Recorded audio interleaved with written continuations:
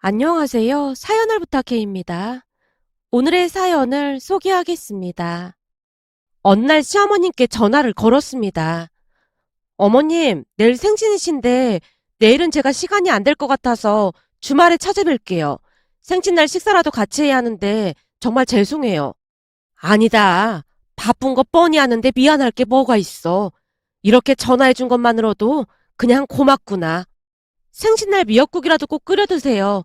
주말에는 하준이 하영이랑 같이 찾아뵐게요. 인사를 하고 통화 종료 버튼을 누르려다가 멈칫한 채 휴대폰을 바라보고 있었는데요. 역시나 시어머님이 전화를 끊지 않고 기다리고 있었습니다. 어머님, 전화 먼저 끊으라고 했잖아요. 알았어. 그럼 전화 끊으마. 라는 시어머님 말을 끝으로 전화가 종료가 되었습니다. 통화를 끝내고도 마음이 편치 않아 한동안 울적하기만 했어요. 그날따라 시어머님의 목소리가 더욱 처량하게만 느껴졌으니까요. 넋이 나간 채 휴대폰만 바라보고 있던 제게 딸이 물었어요. 또 왜 그러는데? 아니, 내일이 할머니 생신이잖아. 근데 혼자 쓸쓸히 계실까봐 마음이 안 좋아서 그래. 큰엄마 큰아빠는 진짜 너무한 거 아니야? 어떻게 한 번을 안 챙길 수가 있어? 그 사람들은 그냥 안 나타나주는 게 도와주는 거니까 그 사람들 얘기는 꺼내지도 마. 순간 제 목소리가 날카롭게 변해 있었습니다. 그런 제 얼굴을 살피던 딸이 짧은 한숨을 내쉰 뒤 또박또박 말했어요. 내가 볼 땐 친가 가족들 얘기로 책을 써도 몇 권은 나올 것 같아. 진짜 대단하다는 생각만 드네. 친가 가족들이 아니라 큰엄마 큰아빠로 정정을 해야겠구나. 근데 할머니랑 엄마 얘기로 책을 써도 역시나 몇 권은 나올 거야. 어쩜 가족들이 이렇게 극과 극일 수가 있을까? 주말에 할머니 만나면 두 사람 얘기는 절대 꺼내지도 마.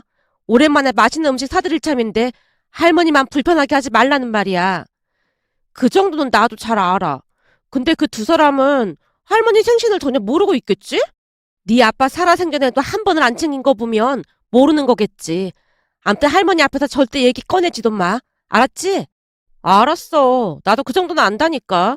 그나저나 할머니 생신 선물 뭘로 준비하지? 저번에 보니까 할머니 신발이 많이 닳았던데 운동화 한 켤레 사드리던지. 알았어. 그동안 할머니가 용돈도 많이 주셨는데 좋은 걸로 사드려야겠다. 근데 할머니 발 사이즈가 몇이지? 225잖아. 난 245 신는데 할머니 발이 그렇게 작았구나. 하긴 할머니 키를 보면 그럴 수 있을 것 같네. 작년에 할머니가 우리 둘 다 엄마 닮아서 키가 많이 큰 거라고 하면서 다행이라고 하셨거든. 할머니 시대에는 작은 키도 아니었지 뭐. 근데 엄마도 참 대단하다. 어쩜 할머니에 대해 모르는 게 없어? 엄마가 안 챙기면 누가 할머니를 챙기겠어? 아무튼 아빠도 안 계신데 할머니도 대단하고 엄마도 참 대단한 것 같아. 딸이 감탄하듯 말했습니다. 대단하긴 뭐가 대단하다고 그래? 남편도 없이 시어머니를 챙기는 며느리인데 대단한 거지. 그야 니들 할머니께서 워낙 좋은 분이시니까 그런 분을 어떻게 모른 척할 수가 있겠어. 제가 한숨을 내쉬며 넋두리 같은 혼잣말을 했습니다. 남편이 세상을 떠나고 홀로 자식 둘을 키우고 있었지만 큰 어려움 없이 살 수 있었던 것은 시어머님의 배려 덕분이었어요. 불의의 사고로 세상을 떠난 남편의 영정사진 앞에서 통곡하다 실신하고 말았는데요. 아들을 먼저 떠나보낸 시어머님은 이상하리만큼 눈물 한 방울 흘리지 않았습니다. 정신줄을 놓고 있던 저와는 다르게 겉모습만 봐서는 담담해 보이기까지 했으니까요. 그런 시어머님을 손가락질하는 사람들도 있었어요. 아니 친엄마가 맞는 거야? 어쩜 엄마란 사람이 아들을 앞세우고 눈물 한 방울 안 흘릴 수가 있어? 그러게 말이야. 근데 내가 들어보니 저 엄마란 사람도 일찍 남편 보내고 청상 과부로 자식들 보고 살았다잖아. 한마디로 팔자가 아주 보통 드센 게 아닌 거지. 근데 며느리 팔자도 참 팍복하네. 어쩜 시어머니 팔자를 닮을 게 뭐래. 하지만 시어머님은 사람들이 무슨 말을 하던 절대 동요하지 않았습니다. 그저 한결같은 모습으로 저를 챙기며 장례식장을 지켰으니까요. 물론 형님과 아주버님도 장례식장을 지키긴 했지만 큰 위로가 되지는 못했습니다. 장례식이 끝나자마자 부의금 이야기를 꺼냈거든요. 어머님, 저희도 양심이라는 게 있으니까 부의금 들어온 것 중에 우리 앞으로 들어온 것만 가져갈게요. 넌 지금 그게 네 동서 앞에서 할 말이라고 생각하니? 그러니까 우리한테 들어온 것만 가져간다고 정중히 말씀드렸잖아요. 옆집 개가 세상을 떠났어도 니들처럼은 안 하겠다. 어머님이야말로 낱말할 처지가 아니잖아요. 뭐? 뜬금없이 그게 무슨 소리야? 며칠 밤을 지새웠던 시어머님의 눈이 빨갛게 충혈돼 있었는데요. 형님을 노려보던 시어머님이 다그쳤습니다. 낱말할 처지가 아니라니 그게 무슨 말이야? 어머님은 잘 못 들으셨나 본데 사실 장례식장에서 어머님 보고 친엄마가 맞냐고 묻는 사람들이 한둘이 아니었어요. 저야 피 한 방울 안 섞였으니까 그렇다 쳐도 어머님은 직접 배 아파 낳은 자식인데 어쩜 그렇게 담담할 수가 있는 거예요? 우리 그이가 세상을 떠나도 그럴 거라는 생각을 하니까 저도 어머님이 무섭게만 보이더라고요. 그러는 너는 시동생이 세상을 떠났는데 부의금 타령이나 하고 앉았어? 제가 시어머님 손을 잡고 고개를 가로저었는데요. 시어머님이 형님에게 쏘아붙였습니다.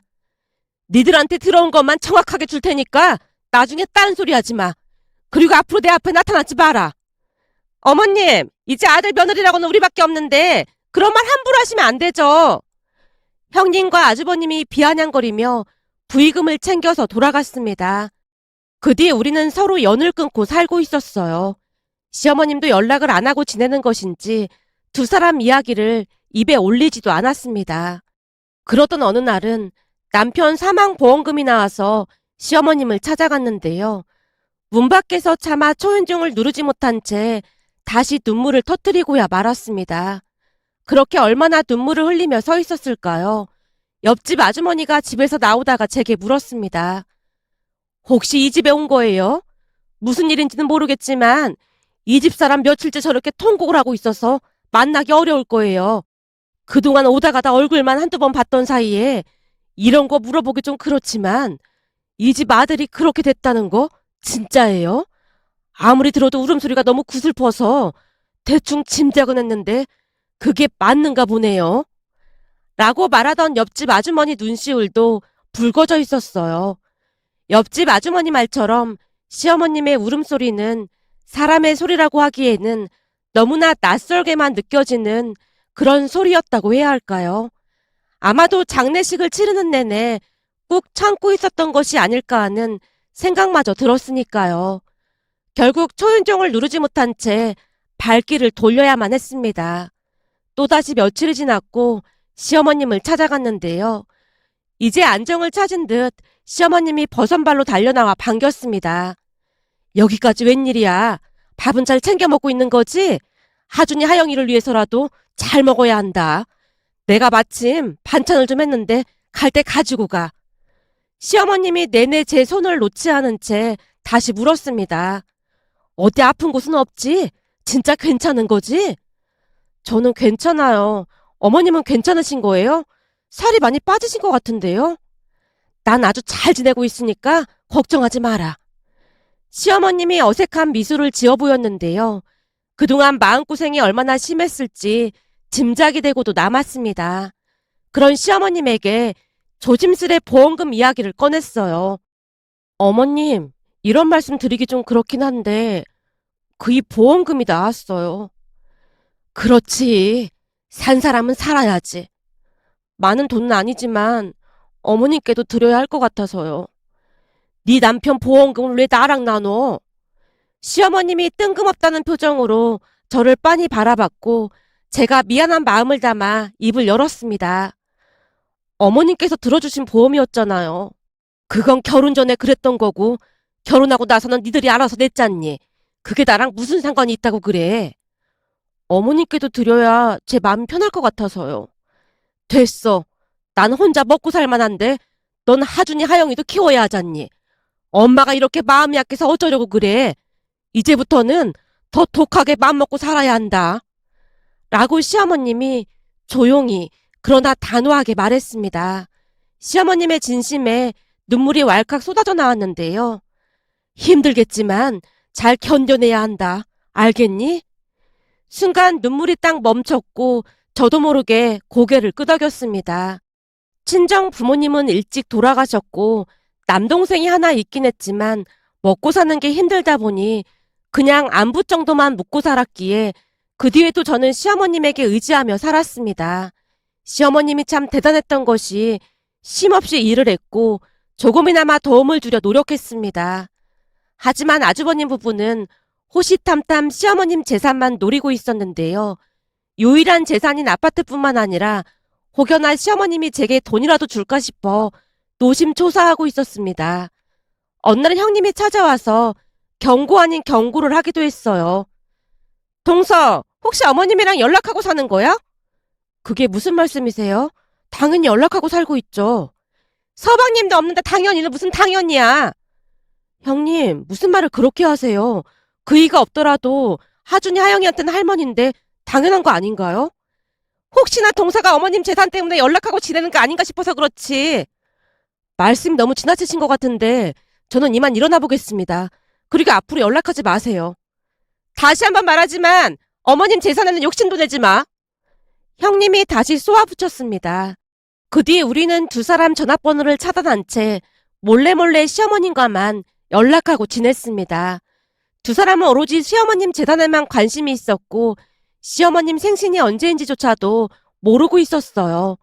남편 살아생전에도 시어머님 생신을 챙기는 걸 단 한 번도 본 적이 없었으니까요. 그랬기에 생신날 홀로 계실 시어머님이 안쓰럽기만 했습니다. 결국 잠깐 얼굴이라도 뵙고 올 생각에 시댁으로 향했어요. 깜짝 놀래켜드릴 생각으로 비밀번호를 누르고 들어갔는데요. 마치 헛것이라도 본 것 마냥 시어머님이 놀라서 외쳤습니다. 아니, 네가 여긴 왜 왔어? 어머님 혼자 계실 거 생각하니까 마음이 영 안 좋아서 케이크 하나 사왔어요. 얘가 진짜 미쳤네. 연락을 하고 왔어야 할 거 아니야. 시어머님 얼굴이 창백해진 채 다시 외쳤습니다. 큰일 났네, 큰일 났어. 왜요? 무슨 일인데 그러세요? 지금 길게 말할 시간 없고 너 신발 비닐에 담아서 따라와라. 어머님, 대체 무슨 일인데 그러세요? 첫째 내가 지금 아파트 주차장이라고 연락이 왔어. 그니깐 잠깐 동안만 숨어 있어. 네? 그냥 인사하면 되는 거지. 숨다니요. 제가 왜 숨어요? 눈을 동그랗게 뜨고 시어머님 말을 듣고 있었는데요. 시어머님이 다시 다급한 목소리로 말했어요. 그렇잖아도 그 인간들이 너한테 돈을 빼돌리니 뭐니 허구한 날 찾아와서 난리를 쳐대는데 네가 여기 있는 거 보면 더 난리를 쳐댈 거 아니야. 길게 말할 시간 없으니까 작은 방 농장 안에 들어가서 조용히 숨어 있어. 그리고 너 잘 들어. 그 인간들이 뭔 짓을 하던지 넌 절대 나오면 안 된다. 잠깐 동안만 귀 막고 조용히 있어. 약속할 수 있지? 시어머님이 어찌나 혼비백산에 있던지 저도 모르게 고개를 끄덕이며 약속했습니다. 결국 더 이상 생각할 여유도 없이 꼼짝없이 장롱 안으로 들어가서 숨을 죽이고 있었는데요. 들어간 지 5분도 지나지 않아서 아주버님 부부가 들이닥쳤습니다. 설마 오늘이 내 생일이라고 찾아온 거냐? 올 거면 생일 케이크라도 하나 사오던지 하지. 야박해도 너무 야박하구나. 어머님, 저희도 사오려고 했는데 마침 케이크 다 팔렸다고 하더라고요. 어련하시겠습니까? 시댁이 좁은 편이라 어렴풋이 대화 소리를 들을 수가 있었는데요. 순간 형님의 목소리가 높아진 채 시어머님을 추궁했어요. 어머님, 저기 저 케이크는 뭐예요? 뭐긴 뭐야. 오늘 내 생일이라고 했잖아. 그럼 어머님이 산 거라는 거예요? 왜? 난 케이크 좀 사서 먹으면 안 되는 거냐? 이놈의 팔자가 어찌나 박복한지 자식이 있어도 생일도 모르는데 혼자 케이크라도 먹어야 할 거 아니야. 근데 내가 혼자 케이크를 사서 먹던 말던 니들이 뭔 상관이야? 아니, 혹시나 동서가 사왔나 해서 그랬죠. 그럼 그렇지. 니들이 내 생일이라고 왔을 리가 없지. 혹시나 둘째가 와서 내 돈이라도 뜯어갈까 싶어서 감시하러 온 거였구나. 어머님, 감시라니요. 우리는 어머님이 걱정돼서 그런 거예요. 내가 걱정이 되긴 무슨 걱정이 돼. 서방님이 그렇게 된 건 참 마음 아픈 일이지만 그렇다고 동서한테 막 퍼주거나 그러시면 절대 안 돼요. 그때도 말씀드렸지만 동서는 이제 남이나 마찬가지잖아요. 형님이 남이라는 단어에 힘까지 준 채 큰 소리로 외쳤는데요. 나 혼자 생일 케이크라도 먹어야 하니까 그만 가봐라. 엄마, 다시 한번 말하지만 재수 씨한테 돈 주고 그러면 나 진짜 가만 안 있을 테니까 그런 줄 알아. 그랬다가는 이놈의 집구석을 싹 다 뒤집어 엎어버릴 참이니까. 어떻게 보험금을 혼자 꿀꺽할 수가 있어? 무조건 달라고 했어야 할 거 아니야. 순간 무엇인가가 나뒹구는 소리가 들려왔는데 아무래도 아주버님이 뭔가를 내던진 것 같아 보였습니다. 한동안 두 사람이 바득바득 우기다가 돌아가는 듯 현관문 닫히는 소리가 들려왔습니다. 밖이 조용해진 것 같아 조심스레 장롱에서 나와 문 밖을 살폈는데요. 그제서야 제가 생각이 난 듯 시어머님이 달려와 사과했습니다. 많이 놀랐지? 미안하다. 아니에요. 어머님은 괜찮으신 거예요? 하루 이틀도 아니고 이제 이골이 나서 괜찮어. 네? 이골이 나다니요. 설마 이런 일이 한두 번이 아니었다는 거예요? 그게 혹시나 너한테 재산이라도 나눠줄까 싶어서 저 인간들이 하루가 멀다고 찾아와서 감시를 하지 뭐니. 그런 말씀을 왜 안 하신 거예요? 그래서 항상 밖에서 만나자고 했던 거예요? 혹시나 마주치면 너한테 해코지라도 할까 싶어서 그랬어. 시어머님이 지금까지 일을 털어놓았는데요. 들어보니 두 사람이 허구한 날 찾아와서 돈을 달라고 난리를 친 건 아무것도 아니었고 시어머님 명의로 된 아파트를 형님 명의로 바꿔달라는 말까지 했다네요. 어머님, 우리가 곰곰이 생각해봤는데 이 집 명의를 제 이름으로 바꿔놓는 게 어떨까요? 뭐? 내 명의를 왜 네 명의로 바꿔? 혹시나 어머님 마음 약해져서 동서한테 넘기기라도 하면 큰일이잖아요. 그런 건 내가 알아서 할 테니까 상관하지 마라. 그리고 네 남편 이름으로 하는 것도 아니고 왜 네 명의로 해달라는 거니? 어머님도 아시다시피 이 사람은 주식이다 보다 사고를 많이 치고 다녔잖아요. 그래서 혹시나 싶어서 제 명의로 하자는 것뿐이에요. 그냥 쭉 사셔도 되니까 명의만 제 명의로 바꾸자는 거예요. 동서가 작정하고 보험금도 싹 다 가져간 마당에 어머니까지 조정하고 있는 것 같아서 걱정이 돼서 그래요. 라며 시어머님을 설득하고 또 설득했다네요. 시어머님이 들은 척도 하지 않자 나중에는 아주버님이 술에 취해 찾아와서 아파트 명의를 바꿔달라며 난동을 피우기도 했답니다. 하지만 시어머님 생각은 확고했기에 단호하게 거절을 했다네요. 그 뒤부터 두 사람이 시댁을 드나들면서 감시 아닌 감시를 하기 시작했고요. 잠시 숨을 돌리던 시어머님이 땅이 꺼져라 한숨을 내쉬는 모습에 제가 조용히 물었습니다. 어머님, 괜히 저 때문에 더 난처하게 된 거 아니에요? 난처할 게 뭐가 있어. 내 집 내 맘대로 한다는데. 그 인간들한테는 절대 안 넘겨줄 참이야. 어쩜 하는 짓이 그리도 똑같은 건지 대단하더구나. 라며 시어머님이 고개를 절레절레 흔들었습니다. 그렇게 우리는 두 사람에게 들키지 않으려 노력하며 나름 잘 지내고 있었습니다. 그러던 어느 날은 퇴근하고 집으로 발길을 재촉하고 있었는데요. 사람들이 줄을 서서 뭔가를 사고 있었어요. 줄이 너무나 길게 늘어진 모습에 무슨 일인가 싶어 봤더니 복권을 사기 위해 기다리는 줄이었습니다. 순간 남편 생각이 나서 눈시울이 붉어지고 말았는데요. 남편은 결혼 전부터 재미삼아 매주 5,000원씩 복권을 사곤 했어요. 처음에는 아까운 돈만 낭비하는 짓이라며 잔소리를 했지만 남편이 웃으며 졸랐습니다. 여보, 내가 술 담배를 하는 것도 아니고 그냥 일주일에 5,000원씩만 살게. 이게 말이야, 일주일을 기다리는 재미가 아주 쏠쏠하다니까. 라는 남편의 말에 더 이상 잔소리를 하지 않았습니다. 물론 복권이 당첨이 되진 않았지만 남편은 당첨이 되면 뭘 할까 하는 상상만으로도 행복해했습니다. 그런 남편 얼굴이 눈앞에 아른거렸고 저도 모르게 줄을 서서 복권을 구입했습니다. 남편은 매주 한 장씩 샀지만 왠지 두 장을 사고 싶어서 복권 두 장을 사서 지갑에 잘 넣어뒀는데요. 남편 말처럼 머릿속으로 상상의 나래가 펼쳐졌어요. 만약 1등에 당첨되면 가장 먼저 뭘 하지? 라는 상상으로 내내 행복했답니다. 하지만 매주 복권을 샀던 사람이 아니었기에 한 며칠 행복한 상상을 하다가 깜빡 잊고 지냈는데요. 한 달 정도가 지났을 무렵 복권이 눈에 띄었고 재미삼아 번호를 맞춰보다가 너무나 놀라서 숨이 쉬어지지 않았어요. 번호를 몇 번이나 다시 확인해보다가 결국 딸을 불렀습니다. 하영아, 너 이리 좀 와봐. 왜? 무슨 일 있는 거야? 빨리 좀 와봐. 조용히 하고 이 번호 좀 맞춰봐. 이게 좀 이상해. 엄마 로또 샀어? 근데 뭐가 이상해?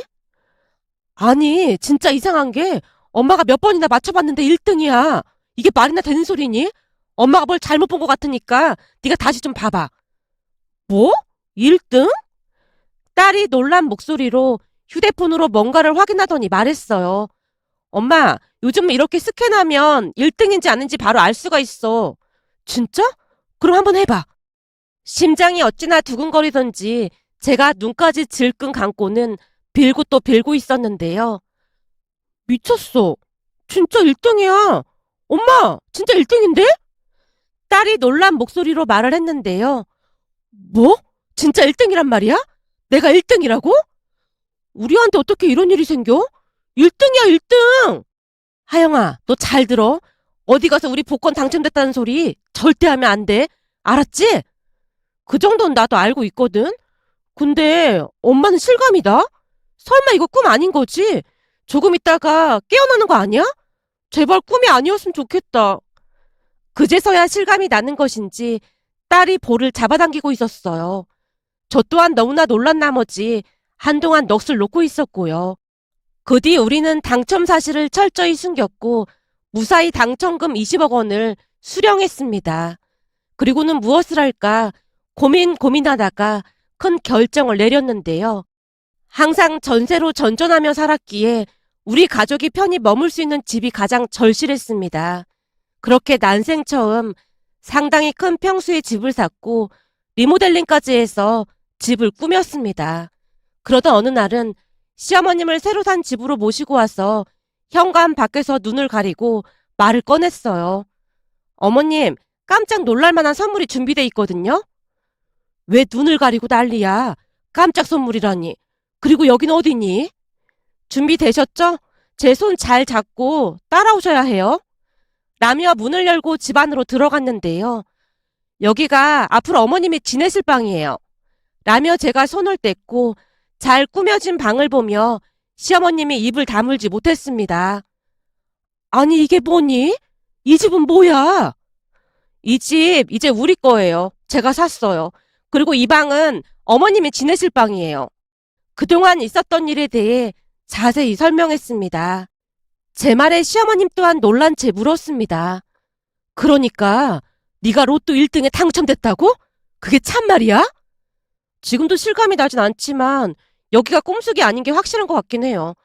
근데 아주버님이랑 형님이 알면 골치 아플 것 같아서 절대 알리면 안 될 것 같아요. 그야 당연한 거지. 근데 내가 여기 들어와서 살아도 될런지 모르겠다. 그동안 집이 좁아서 따로 살았던 건데 이제는 합치는 거잖아요. 우리 앞으로 여행도 자주 다니고 행복하게 살아요. 제 말에 시어머님 눈시울이 붉어지면서 힘겹게 고개를 끄덕였는데요. 만감이 교차하는 듯한 그런 표정이었습니다. 그 뒤 시어머님은 있던 집을 전세로 주고 소리 소문도 없이 우리 집으로 들어왔습니다. 그 바람에 아주버님 부부가 시어머님을 찾고 난리도 아니었지만 우리는 전화번호까지 바꾼 채 완전히 연락을 끊었어요. 언젠가 우연히 소식을 듣긴 했는데 아주버님이 대출까지 받아서 주식을 하다가 어마어마한 금액을 날린 모양인지 두 사람이 이혼 소송을 하고 있다는 소리가 들려왔습니다. 딩크족으로 산다며 자식도 낳지 않았었는데 오히려 그게 다행이었다는 생각마저 들었답니다. 그 뒤 그들이 어떻게 되었는지 궁금하지도 않았고 알아볼 생각조차도 하지 않았습니다. 그리고 우리는 여전히 행복하게 잘 살고 있습니다.